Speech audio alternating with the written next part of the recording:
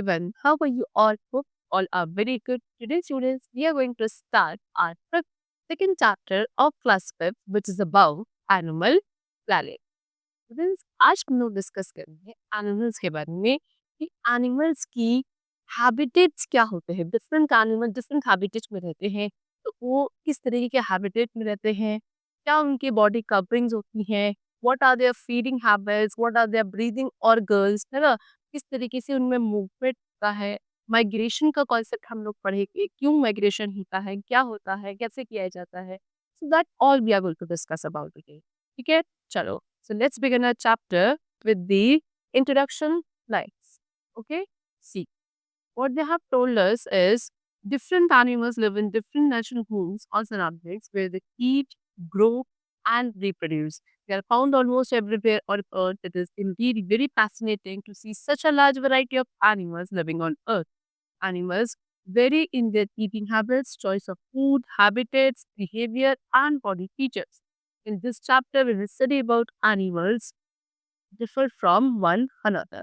सी students क्या बोल रहे हैं कि सभी, अगर आप अपने सराउंडिंग्स को देखते हो तो आपको different variety, here is a vast variety of animals जो हमारे अर्थ पे, ठीक है, सभी एनिमल्स डिफरेंट नेचुरल होम्स में या सराउंडिंग्स में रहते हैं। ठीक है, इनका फीड करने का तरीका, ग्रो करना, रिप्रोड्यूस सबका डिफरेंट होता है और ऑलमोस्ट एवरीवेयर आपको अर्थ पे एनिमल्स मिलेंगे।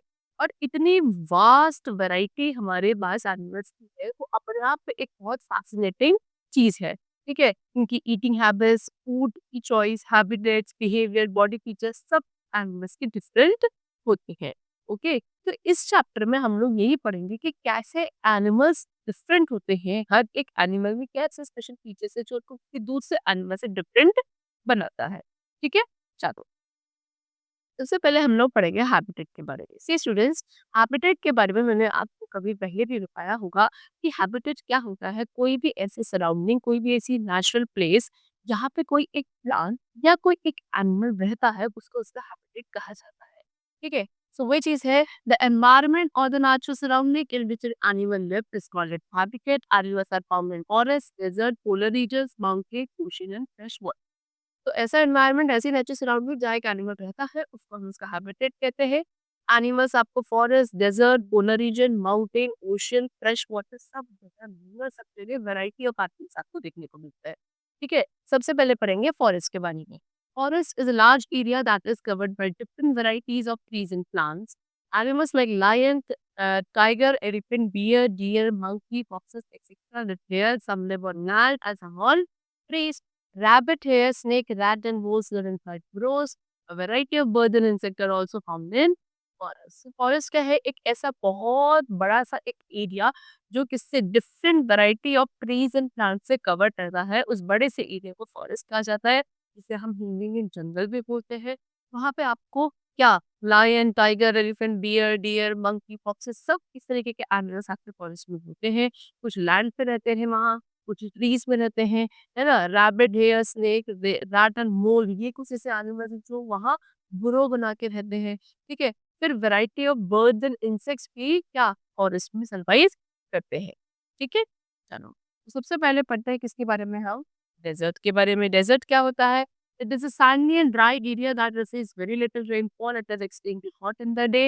Nights are relatively cooler. Desert animals have special features to live in such harsh conditions. They have mostly thick skin which prevents water loss due to sweating. Many animals stay in burrows during daytime to escape from the scorching heat of the sun.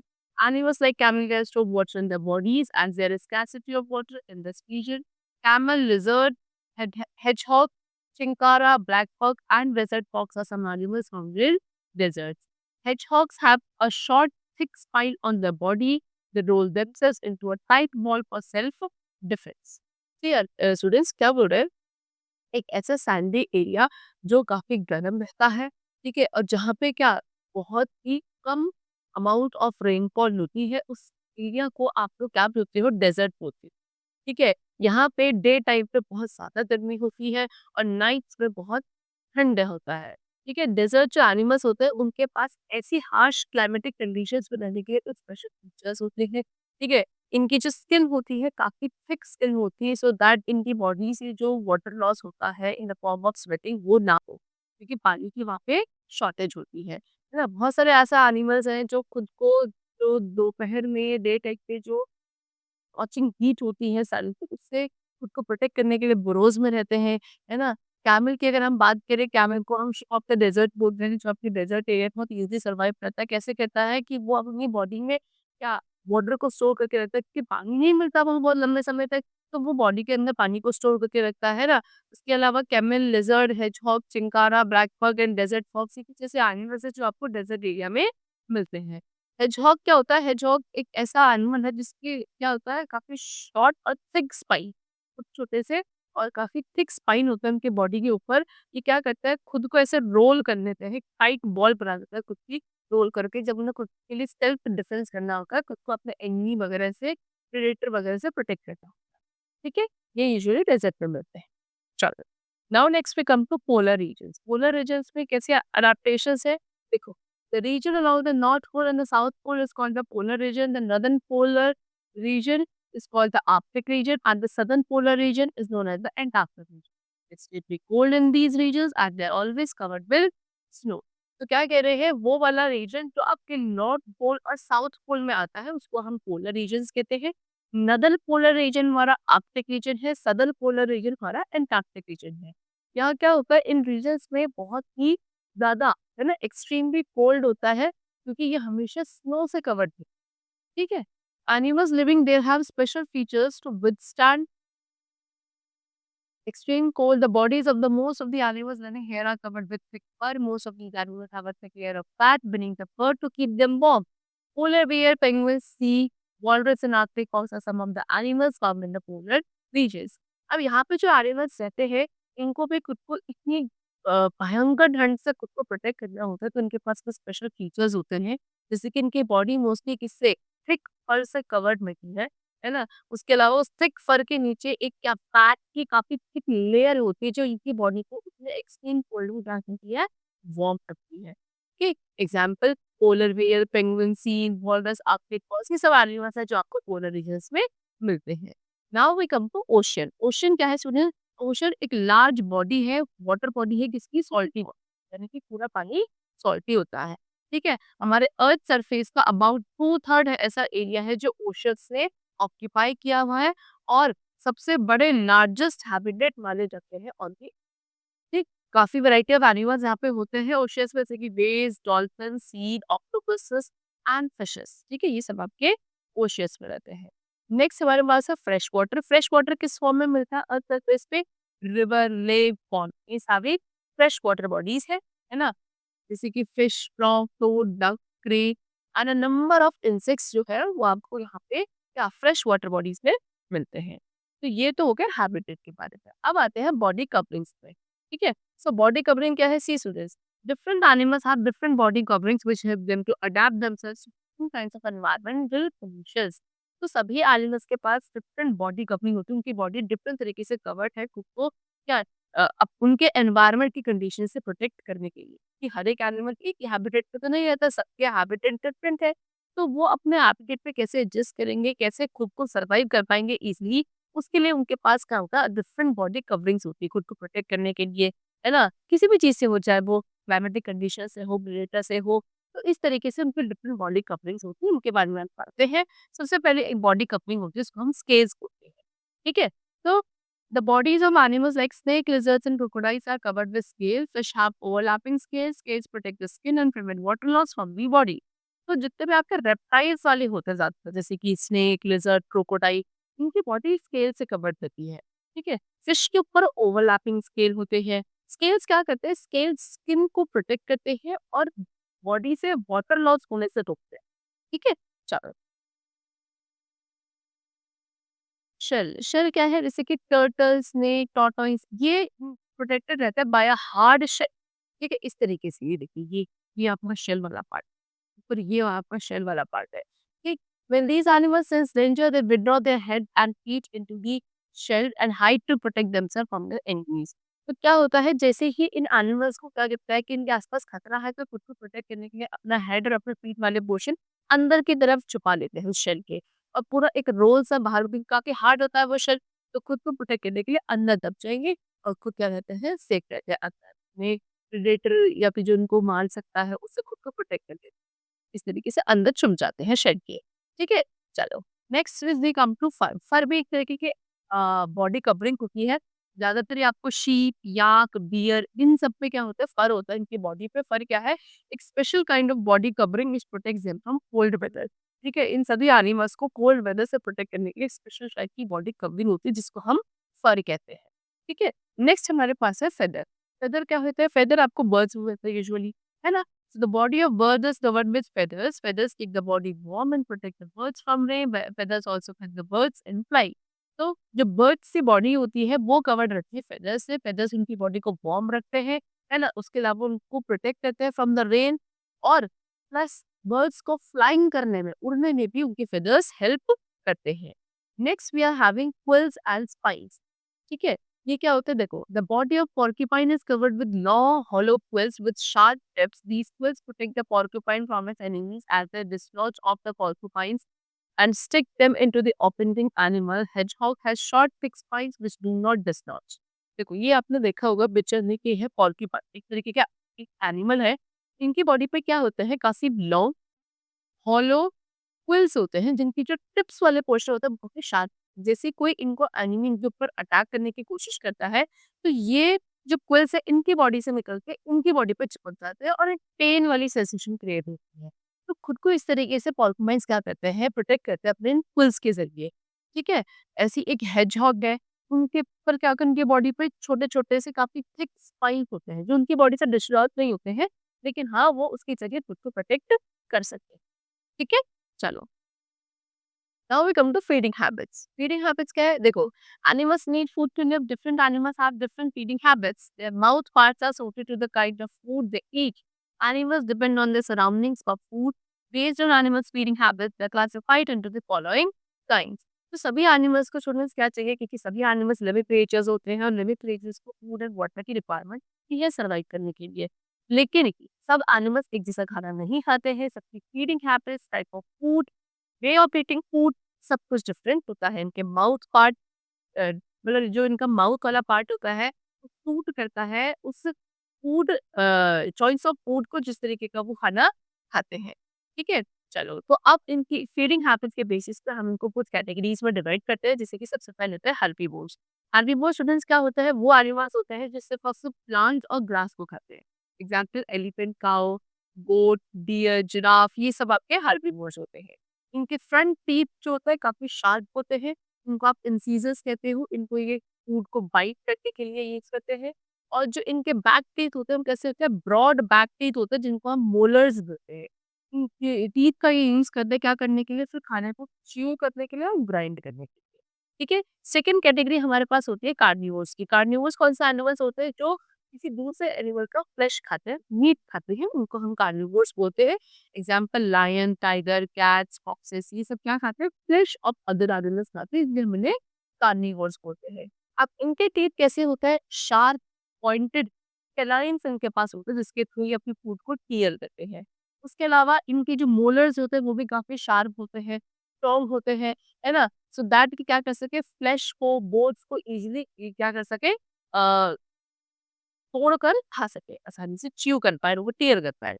Next we come to omnivores. Omnivores क्या होते हैं student? ऐसे animals जो दोनों ही चीजों को खा सकते हैं, प्लांट्स को भी और दूसरे एनिमल्स के फ्लेश को भी, उनको हम ओमनिवोर्स बोलते हैं। Example bear, cockroach, squirrel, rat and most of the bulls ये क्या खाते हैं बोथ प्लांट्स एंड एनिमल्स, जिनको हम ओमनिवोर्स बोलते हैं। ह्यूमन बींग्स पे ओमनिवोर्स की कैटेगरी में इंक्लूडेड करी जाती है। ठीक है? Next we are having scavengers. Scavengers क्या होते हैं? सी कुछ एनिमल्स जैसे कि ईगल, बल्चर, हाइना, जैकाल्स ये कुछ एनिमल्स है जो डेड एनिमल्स पे डिपेंडेंट होते हैं क्योंकि लिविंग एनिमल को मार के नहीं खाते, जो ऑलरेडी डेड है उसको खाते हैं, इनको हम स्कैवेंजर्स बोलते हैं। ओके? चल next we come to now breathing organs. यहाँ पे हमारे रीडिंग हैबिट्स खत्म, अब ब्रीदिंग ऑर्गन्स पे आते हैं। So different animals breathe in different way. During breathing animals take in oxygen and give out carbon dioxide. Oxygen helps the animal to burn food and release energy, which is required to perform different activities. Land animals breathe in oxygen from the air, while aquatic animals get oxygen from water. Different animals have different breathing organs. Land animals breathe through their lungs, aquatic animals through their gills, insects through air holes, and microscopic organisms like amoeba and paramecium through their body surface. So, क्या बोल रहे हैं overall बच्चों कि जो different animals होते हैं वो डिफरेंट तरीके से ब्रीथ करते हैं। ब्रीदिंग करते हुए एनिमल्स क्या करते हैं, ऑक्सीजन को इनहेल करते हैं और कार्बन डाइऑक्साइड गैस को एक्सहेल करते हैं। ऑक्सीजन क्या करता है, ऑक्सीजन जब बॉडी के अंदर जाता है तो एनिमल्स ने जो खाना खाया था उसको बर्न करके उसमें से एनर्जी प्रोड्यूस करने में ऑक्सीजन हेल्प करती है और उस ऑक्सीजन से फिर वो different activities sorry different activities perform कर पाते हैं इस एनर्जी के थ्रू। अब जो लैंड एनिमल्स होते हैं वो तो उस ऑक्सीजन को एयर से लेते हैं। जो वाटर एनिमल्स होता है वो उस ऑक्सीजन कहाँ से लेते हैं, उस ऑक्सीजन को जो वाटर के अंदर डिसॉल्व होती है वहां से एब्जॉर्ब करती है। ठीक है। अब इनके जो ब्रीदिंग ऑर्गन्स है वो भी सभी एनिमल्स के डिफरेंट होते हैं। लैंड एनिमल्स क्यों लैंड पे रहते हैं कि वो अपने लंग्स से थ्रू ब्रीथ करते हैं, है ना। और जो एक्वाटिक एनिमल्स होता है वो पानी के अंदर रहता है तो वो अपने गिल्स के थ्रू इनहेल करते हैं, ब्रीदिंग करते हैं। इंसेक्ट्स की बॉडी पे एयर होल्स होते हैं। जो माइक्रोस्कोपिक ऑर्गेनिज्म है जैसे कि अमीबा, पैरामीशियम, ये अपने पूरी बॉडी सरफेस के थ्रू ब्रीथ करते हैं। तो इस तरीके से सभी ऑर्गेनिज्म के ब्रीथ करने का तरीका, कहाँ वो ब्रीथ करते हैं, कैसे वो ब्रीथ करते हैं, सब कुछ डिफरेंट होता है। ठीक है। अब सबसे पहले आता है लंग्स के बारे में। लंग्स क्या है, एक ब्रीदिंग ऑर्गन है। कौन यूज करने जा रहा था, लैंड एनिमल्स। ओके। जैसे कि birds, mammals, reptiles. They breathe with the help of lungs. In lungs, oxygen from air is absorbed by the pigment hemoglobin present in the blood, and the blood gives up carbon dioxide present in it into the lungs. This air contained carbon dioxide is breathed out. This exchange of gases takes place in lungs. Whales and dolphins also breathe through their lungs, though they live in water. क्या बोल रहे हैं, birds, mammals, reptiles, ये सभी ऐसे animals हैं जो lungs के थ्रू ब्रीथ करते हैं। लंग्स पे क्या होता है, लंग्स सबसे पहले जो एयर में ऑक्सीजन डिजॉल्व उसको एब्जॉर्ब करते हैं लंग्स। लेकिन वो किस कौन एब्जॉर्ब करता है, एक्चुअली लंग्स में ब्लड जाता है। अब ब्लड में एक रेड कलर का पिगमेंट होता है जिसको आप हीमोग्लोबिन बोलते हो। वो हीमोग्लोबिन ही होता है ब्लड में जो एयर के ऑक्सीजन को एब्जॉर्ब करता है। उसके बाद ब्लड क्या देता है, कार्बन डाइऑक्साइड देता है ना, जो कि क्या कर दिया जाता है, लंग्स से भेजा जाता है, लंग्स से फिर उसको हम एक्सहेल आउट करते हैं। ठीक है। तो ऐसी एयर जिसमें कार्बन डाइऑक्साइड होता है उसको हम कुल मिला के ब्रीथ आउट करते हैं। इस तरीके से एक्सचेंज ऑफ गैसेस चलता है हमारे लंग्स के अंदर। वेल्स और डॉल्फिन्स भी लंग्स के थ्रू ही ब्रीथ करते हैं, भले ही वो पानी के अंदर रहते हैं लेकिन वो क्योंकि मैमल्स होते हैं और मैमल्स सभी लंग्स के थ्रू ब्रीथ करते हैं। नेक्स्ट है गिल्स। गिल्स क्या है, वो सभी एनिमल जैसे कि फिश, क्रैब, प्रॉन ये सब वाटर में रहते हैं तो किसके थ्रू ब्रीथ करते हैं, गिल्स के। गिल्स क्या है, they are specialized organ having a rich supply of blood. They take in oxygen from water and pass out carbon dioxide from the blood. तो गिल्स एक तरह के स्पेशलाइज्ड ऑर्गन होते हैं, सभी एक्वाटिक एनिमल्स के पास होता है एक्सेप्ट आपकी व्हेल एंड डॉल्फिन। ओके। तो ये एक ऐसे ऑर्गन है जिनमें क्या होता है, ब्लड की काफी रिच सप्लाई भी है। ये वाटर में से ऑक्सीजन को एब्जॉर्ब करते हैं और उसके बाद कार्बन डाइऑक्साइड को वाटर में रिलीज कर देते हैं अपने ब्लड से। Next we come to spiracles. Spiracles किसके पास होते हैं, जो छोटे छोटे इंसेक्ट्स होते हैं जैसे कि फ्लाइज, मॉस्किटोज, बटरफ्लाई, ये सभी ब्रीथ करते हैं small air holes called spiracles present on their bodies. Exchange of gases takes place through spiracles. Spiracles are connected to a fine network of air tubes which supply air to every tissue of the body directly. Body tissues absorb oxygen and give out carbon dioxide from the body. तो क्या होता है कि जितने भी insects होते हैं इनकी बॉडी को छोटे छोटे से एयर होल प्रेजेंट होते हैं जिनको हम स्पाइरेकल्स बोलते हैं। इन्हीं स्पाइरेकल्स के थ्रू इन इंसेक्ट्स में एक्सचेंज ऑफ गैसेस होता है। ये स्पाइरेकल्स किससे कनेक्टेड होते हैं, एक अच्छे खासे नेटवर्क से कनेक्टेड होते हैं। वो नेटवर्क किसका होता है, एयर टीट्स का होता है। ठीक है। उससे ये स्पाइरेकल्स कनेक्टेड होते हैं और ये क्या करती हैं, ये स्पाइरेकल्स एयर को बॉडी के हर एक टिश्यू तक सप्लाई करती है। फिर बॉडी टिश्यूज क्या करते हैं, ऑक्सीजन को एब्जॉर्ब करते हैं, कार्बन डाइऑक्साइड रिलीज कर देते हैं और ये इनकी बॉडी से रिमूव कर दी जाती है। Next we are having body surface. Body surface क्या है, देखो, amoeba is a microorganism which breathes through its body surface. Earthworm breathe through their skin. Amphibians like frog uses their gills while in tadpole stage and lungs in adult stage for breathing. Adult frogs breathe through their moist skin while in water and breathe using their lungs on land. देखो, amoeba क्या है, एक micro organism है जो कि क्या अपनी body surface के थ्रू ब्रीथ करता है। ठीक है। अर्थवर्म किसके थ्रू, अपने स्किन के थ्रू ब्रीथ करते हैं। एम्फीबियंस में एक आता है हमारे पास फ्रॉग। एम्फीबियन कौन होता है, वो एनिमल्स जो आपके लैंड एंड वाटर दोनों पे सर्वाइव कर सकते हैं। उनमें से एक होता है फ्रॉग। फ्रॉग क्या करता है, जब वो अपने टेडपोल स्टेज में होता है, जब इनिशियल स्टेज पे होता है, तब तो वो अपने गिल्स के ब्रीथ करता है। लेकिन जैसे ही वो एडल्ट स्टेज में आता है, तब वो अपने लंग्स का यूज़ करने लगता है फॉर द ब्रीथिंग प्रोसेस। जितने भी एडल्ट फ्रॉग होते हैं, वो मॉइस्ट स्किन के थ्रू, बाद में फिर वाटर के अंदर, पहले तो वो गिल्स के थ्रू करते थे, लेकिन जब वो एडल्ट बन जाते हैं, तो वो पानी के अंदर भी अपनी मॉइस्ट स्किन के थ्रू ब्रीथ करते हैं, और जब लैंड पे होते हैं, तो अपने लंग्स के थ्रू। ओके? चलो, now we come to movemental animals. तो यहाँ पे ब्रीदिंग भी खत्म। अब आते हैं कैसे मूवमेंट होता है एनिमल्स में। देखो, एनिमल्स को मूव करते हैं from place to place in search of food and shelter. They also move to protect themselves and the young ones from danger of predators or unfavorable weather conditions. Many animals also move to breed and rest. Animal use different body parts to move. Different animals move different. देखो, तो food के, shelter के, खुद को protect करने के लिए, खुद के बेबीज़ को डेंजर से प्रोटेक्ट करने के लिए, अपने प्रेडेटर से प्रोटेक्ट करने के लिए, अपने एनिमी से प्रोटेक्ट करने के लिए, सभी एनिमल्स क्या करते हैं, एक जगह से दूसरी जगह मूव करते हैं। ठीक है? कुछ ऐसे होते हैं जो ब्रीडिंग करने के लिए, रेस्ट करने के लिए भी क्या करते हैं, मूव करते हैं। तो अब ये मूवमेंट के लिए सभी एनिमल्स डिफरेंट बॉडी पार्ट्स का यूज़ करते हैं। सभी एनिमल्स को मूव करने का तरीका डिफरेंट होता है। तो सबसे पहले हम बात करते हैं लैंड एनिमल्स की। लैंड एनिमल्स आपको पता है, वो एनिमल्स जो लैंड पे रहेंगे, उनको हम टेरेस्ट्रियल एनिमल्स हैं, ठीक है? तो इन एनिमल्स के पास क्या होता है, 2 पेयर ऑफ लिम्ब्स होते हैं। देखिए, लैंड एनिमल्स होते हैं, टेरेस्ट्रियल एनिमल्स होते हैं, इनके पास 2 पेयर ऑफ लिम्ब्स होते हैं। 2 फ्रंट में होते हैं जिनको फोर लिम्ब्स कहते हो, 2 बिहाइंड होता है, पीछे होता है, जिनको आप हिंड लिम्ब्स कहते हैं। जैसे कि काऊ वर्सेस डॉग एंड गोट्स, ये सभी क्या करते हैं, अपने चारों के चारों लिम्ब्स का यूज़ करते हैं मूवमेंट के लिए। ह्यूमन बीइंग्स और कंगारूज़ होते हैं जो अपने सिर्फ हिंड लिम्ब्स का यूज़ करते हैं मूव करने के लिए, है ना? चल, next is aquatic animals. Aquatic animals कौन से होते हैं? वो एनिमल्स जो वाटर के अंदर रहते हैं, उनको आप एक्वाटिक एनिमल्स बोलते हैं, ठीक है? जैसे कि ducks swim with the help of their webbed feet, penguins move with the help of four limbs which act as flipper to move water. Fish swim with the help of fins which act as oars. They also help fish to maintain balance in water. The tail fin helps them in changing direction of movement. Ducks क्या करते हैं, ducks के जो feet होते हैं, इस तरीके देखो वेब्ड फीट होते हैं, जिनका वो यूज करती है मूव करने के लिए पानी के अंदर।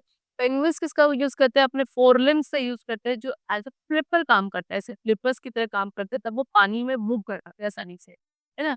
फिशेस अपने फिन्स के थ्रू मतलब फिन्स के थ्रू स्विम करती हैं अंडर दी वाटर, जो ओर्स की तरह काम करते हैं। उसके अलावा फिशेस को पानी के अंदर बैलेंस मेंटेन करने में भी हेल्प करते हैं, ठीक है? इनके पास एक टेल फिन होती है पीछे की तरफ, और वो टेल फिन के थ्रू ये क्या करते हैं, जब मूव कर रहे होते हैं पानी के अंदर और उनको डायरेक्शन चेंज करनी होती है, तो ये जो टेल वाली फिन है, वो हेल्प करती है इनको डायरेक्शन चेंज करने में, ठीक है?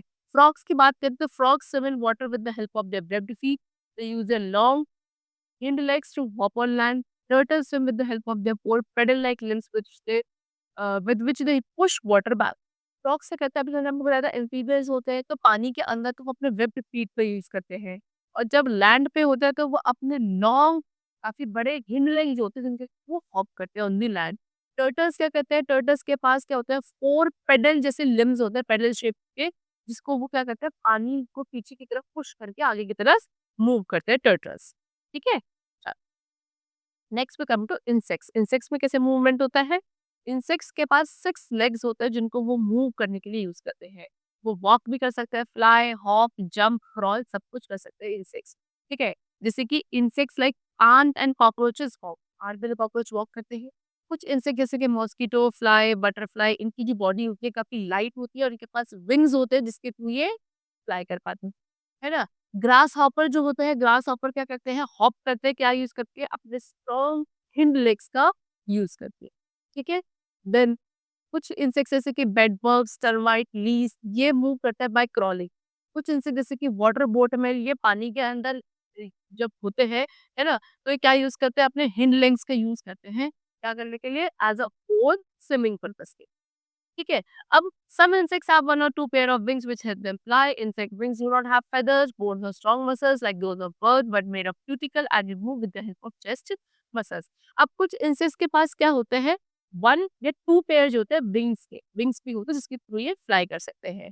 इंसेक्ट के विंग्स के पास फेदर्स नहीं होते, जैसे बर्ड की विंग्स में फेदर्स होते थे, तो इंसेक्ट की जो विंग्स होते हैं उनमें फेदर्स नहीं होते, और जो बोन्स पे भी नहीं होते, और उनके मसल्स भी इतनी स्ट्रांग नहीं होती है जितनी आपके बर्ड्स की मसल्स होती है, ठीक। लेकिन ये जो इंसेक्ट्स के वो है, विंग्स हैं, वो किसी क्यूटिकल से बने होते हैं, तो ये जब भी फ्लाई करते हैं तो अपने चेस्ट मसल्स के साथ अटैच रहते हैं, इनके बीच में चेस्ट मसल्स इतनी होती है कि हाँ, इनको थोड़ा बहुत फ्लाई करने में हेल्प करती है। Next we turn to birds. Birds कैसे मूव करते हैं? बर्ड्स को स्टूडेंट्स हम लोग एरियल एनिमल्स बोलते हैं, क्योंकि ये फ्लाई कर सकते हैं। किससे फ्लाई करते हैं? अपने विंग्स के थ्रू फ्लाई करते हैं। वॉक करते हैं किसके थ्रू? अपने हिंड लेग्स के। कुछ बर्ड होते हैं जैसे कि डक्स, ये स्विम भी कर सकते हैं वाटर में, क्योंकि इनके जो फीट होते हैं कैसे होते हैं? वेब्ड शेप की। कुछ बर्ड्स हैं जैसे कि ऑस्ट्रिच, ईमू, कीवी, रिया, ये फ्लाई नहीं कर सकते क्योंकि इनकी बॉडी काफी क्या होती है? हेवी बॉडी होती है, और जो इनके विंग्स है काफी वीक होते हैं, फ्लाई नहीं कर पाते हैं। बर्ड्स जैसे कि स्पैरो, क्रो, पिजन, पैरट, ये फ्लाई कर पाते हैं।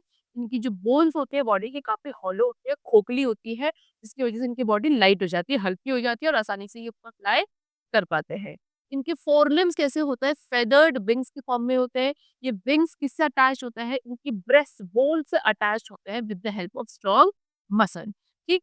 फिर ये मसल्स क्या करती है? इन बर्ड्स को हेल्प करती है कि ये अपने विंग्स को ऐसे फ्लैप कर सके और आसानी से क्या करे? फ्लाई कर सके। उसके अलावा जो हिंड लिम्स होते हैं, they help the birds to walk. इनके हिंड लिम्स बर्ड्स को वॉक करने में, रन, हॉप, पर्च, अपने प्रे को कैच करने में और अपने एनिमीज को अटैक करने में हेल्प करते हैं। Next we come to reptiles. Reptiles क्या होते हैं स्टूडेंट्स? रेप्टाइल्स में आपके एग्जांपल्स होते हैं लिजर्ड, क्रोकोडाइल, टर्टल, स्नेक। ये कुछ एग्जांपल्स है रेप्टाइल्स के। इनकी स्किन कैसी होती है? ड्राई एंड स्केली होती है, ड्राई होती है, स्केल्स प्रेजेंट होते हैं। स्टार्टिंग में भी पढ़ा था, है ना? They lay soft shell legs on men, though most of them have four short legs. They move by crawling. Some reptile snakes do not have legs. They crawl with the help of scales or present on the lower surface of their body. These plates are attached to their ribs. When a snake moves, its ribs act like legs and the plate act like feet. Snakes also have strong muscles and flexible backbone which help them to move forward. तो क्या होता है? ये छोटे-छोटे से soft shell के eggs देते हैं लैंड पे। ज़्यादातर इनमें से क्या होते हैं, जो रेप्टाइल होते हैं इनके छोटे-छोटे 4 क्या होता है लिम्स होते हैं, जिनको ये यूज़ करते हैं क्राउलिंग पर्पज़ के लिए, है ना? कुछ रेप्टाइल्स अगर बात करें स्नेक्स की, स्नेक्स के पास लेग्स नहीं होते हैं, ये अपने बॉडी सरफेस का यूज़ करते हैं क्या? किसी भी लैंड सरफेस पे क्रॉल करने के। होता क्या है कि इनकी बॉडी के नीचे वाले पोर्शन में क्या प्रेज़ेंट होते हैं? स्केल्स प्रेज़ेंट होते हैं। और स्केल या फिर प्लेट्स ही बोल सकते हो आप, उनकी हेल्प से ये क्या करते हैं? क्रॉल कर पाते हैं। ये प्लेट्स क्या होती है? इनकी रिब्स के साथ अटैच होती है ना? जब भी एक स्नेक मूव करता है, इनकी जो रिब्स होती है वो तो लेग्स की तरह काम करती हैं, और जो प्लेट्स होती हैं वो फीट की तरह काम करती हैं, ठीक है?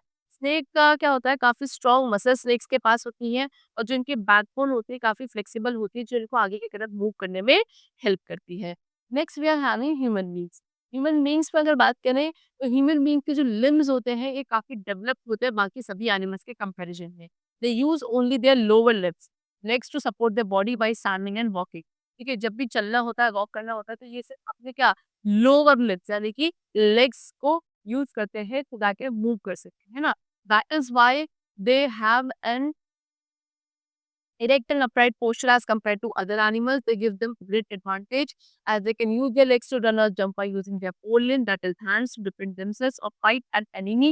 Even hands are specialized to hold object. The position of thumb opposite the fingers allowed to grasp tool, etc. and do various kind of work. This in fact makes human being the most developed of all animals. तो क्या बोल रहे हैं कि अभी मैंने आपको बताया कि ह्यूमन बीइंग्स अपने लोअर लिम्स यानी कि लेग्स का यूज करते हैं वॉक करने के लिए, खड़े होने के लिए, है ना? और ये भी एक कारण है कि जो ये एनिमल्स के कंपैरिजन में ह्यूमन बीइंग्स का जो बॉडी पोस्चर होता है एकदम स्ट्रेट वाला होता है, इरेक्ट होता है, सीधे खड़े रहते हैं, है ना? इससे इनको काफ़ी एडवांटेज मिलता है क्योंकि अपने लेग्स का यूज़ रन, जंप, है ना? करने के लिए यूज़ करते हैं, और जो इनके फोर लिम्स होते हैं जिनको हम हैंड्स बोलते हैं, है ना? उनके थ्रू हम क्या करते हैं? डिफेंड कर सकते हैं, फाइट कर सकते हैं किसी से भी, है ना? ह्यूमन हैंड्स थोड़े से स्पेशलाइज्ड होते हैं सो दैट हम और किसी भी ऑब्जेक्ट को भी आसानी से पकड़ सकते हैं। जैसे कि अभी मैंने भी पेट पकड़ा है क्योंकि हमारे हाथ कितनी तरीके के स्पेशलाइज्ड होते हैं। जो हमारे थंब की पोजीशन होती है वो फिंगर्स के ऑपोजिट होती है ना? तो तब हम क्या कर पाते हैं किसी भी चीज़ को ऐसे आसानी से ऐसे ग्रास्प कर पाते हैं, है ना? चलो, और यही कुछ फीचर्स है जो ह्यूमन बीइंग को सबसे ज़्यादा डेवलप्ड एनिमल बनाती है ऑन द अर्थ सरफेस या फिर सभी एनिमल्स के comparison. Next topic is migration. Migration क्या होता है students? See, some animals and birds move from one region to another in response to climatic changes. This mass movement of animals from one place to another to escape harsh weather, search for food, or a high safe breeding ground is called migration. This happens at regular periods of time and during a particular season when conditions become favorable, they return home. तो कुछ animals और कुछ birds होते हैं जो क्या climatic changes को respond करने के लिए एक जगह से जगह जाते हैं। इस तरीके से पूरा पूरा मास मूवमेंट होता है। सब झुंड में जो एनिमल्स क्या करते हैं, मास मास फॉर्म में एनिमल्स जितने भी मूव करते हैं किसी एक जगह से किसी दूसरी जगह तक, क्या करने के लिए, हार्श वेदर कंडीशंस को एस्केप करने के लिए, फूड की सर्च में या एक सेफ ब्रीडिंग ग्राउंड ढूंढने के लिए, उस मूवमेंट को बोला जाता है माइग्रेशन। ओके, ये आपके रेगुलर पीरियड ऑफ टाइम में होता है। ये हर 6 महीने में या 1 साल में जो एनिमल्स हैं, किसी पर्टिकुलर टाइप ऑफ एनिमल ये है, वो कहीं एक जगह से दूसरी जगह माइग्रेट कर रही हो, है ना? और किसी एक पर्टिकुलर सीज़न के लिए भी हो सकता है। फिर जब वो पर्टिकुलर सीज़न या एक particular period of time over हो जाता है, वो दोबारा वापस अपने घर की तरफ या अपने हैबिटेट की तरफ चले जाते हैं। ये जो माइग्रेशन वर्ड है, ये ज़्यादातर बो बर्ड्स से रिलेटेड, ठीक है? तो बर्ड्स जो माइग्रेट करती हैं, उन बर्ड्स को हम माइग्रेटरी बर्ड्स बोलते हैं। ये कितना माइग्रेट करते हैं ट्वाइस अ ईयर, यानी कि एक तो स्प्रिंग सीजन में, एक ऑटम सीजन में। A large number of birds like stork, Sweden crane and mallard duck travel to India in winter. ठीक है, काफी सारी ऐसी बर्ड्स हैं जैसे कि stork, Sweden crane, mallard duck, ये सभी विंटर्स के टाइम में इंडिया में माइग्रेट करती हैं। कुछ बर्ड्स माइग्रेट नहीं करती बिल्कुल भी, उनको हम रेजिडेंट बर्ड्स तो बिल्कुल भी माइग्रेट नहीं करती। ठीक है, चलो फिर आते हैं ईल पे। ईल क्या है? एक माइग्रेटरी फिश होती है। It lives in fresh water but travels to the sea to lay eggs. The parent is die when the eggs hatch and the young ones travel back to the river from where their parents had begun their journey. Some animals like caribou, egg and bean also migrate in search of food. Some insects and butterflies also migrate. Monarch butterfly migrates from Canada to Mexico in winter. देखो ईल क्या है? ईल एक fish है, migratory fish है। ये fresh water में रहती है, लेकिन जब इसको एग्स देने होते हैं तो ये सी वाले एरिया में चली जाती है। पेरेंट इज जैसे ही एग्स हैच जाते हैं उनके, तो पेरेंट ईल क्या हो जाती है? मर जाती है। और जो यंग वंस होते हैं उनको दोबारा खुद से हाँ रिवर तक जाना होता है जहाँ से उनकी पेरेंट्स की जर्नी जर्नी स्टार्ट हुई। ठीक है, फिर कुछ एनिमल्स जैसे कि कैरिबो, एल्क, व्हेल, ये फूड की सर्च में माइग्रेट करते हैं। कुछ इंसेक्ट्स और बटरफ्लाइज भी माइग्रेट करते हैं। मोनार्च एक बटरफ्लाई होती है जो कनाडा से मेक्सिको तक माइग्रेट करती है, कब? विंटर सीजन में। ठीक है, फिर कुछ इंसेक्ट्स जैसे कि लॉकस्ट, लॉकस्ट आपके माइग्रेटरी इंसेक्ट्स होते हैं जो पीरियोडिकली माइग्रेट करते हैं। Locust swarms descend on standing crops and destroy them in a matter of few hours. ठीक है, देखो फिर कुछ बर्ड्स होते हैं जो काफी लॉन्ग डिस्टेंसेस तक भी माइग्रेट करती है, जैसे कि आर्कटिक टर्न टिकर फ्लाई करती है डिस्टेंस ऑफ 35,000 किलोमीटर का डिस्टेंस आर्कटिक टर्न नाम की बर्ड फ्लाई करती है आर्कटिक से एंटार्क्टिक रीजन तक जाने के लिए ट्वाइस अ ईयर, साल में 2 बार। फिर यूरोपियन स्टॉक होते हैं, ये कहाँ से ट्रैवल करती है? यूरोप से अफ्रीका, कब? हर विंटर्स में, और दोबारा यूरोप वापस आती है स्प्रिंग टाइम सीजन में अपने वापस अपनी नेस्ट पे। सिबेरियन क्रेन होती है, Siberian crane nest in western Siberia. Siberian crane कहाँ रहती है? वैसे वेस्टर्न सिबेरिया में रहती है, लेकिन इंडिया में माइग्रेट करती है हर विंटर्स में। 6,450 किलोमीटर का डिस्टेंस फ्लाई करके ये यहाँ आती है। Okay, the long and accurate traveling routes of migratory animals is a mystery to scientists who study their migration. Some animals like the salmon and gray whales are aided by sea current during their migration. कुछ animal जैसे कि salmon and grey veins है, इनको तो सी current से क्या बचाने के लिए माइग्रेशन करवाया जाता है। Reindeer find their direction with the help of sun rays. Reindeer animals होते हैं जो सनरेज के थ्रू अपनी डायरेक्शन ढूंढ पाते हैं। Birds follow mostly follow the coast line, birds अपना कोस्ट लाइन को फॉलो करके माइग्रेट करती हैं।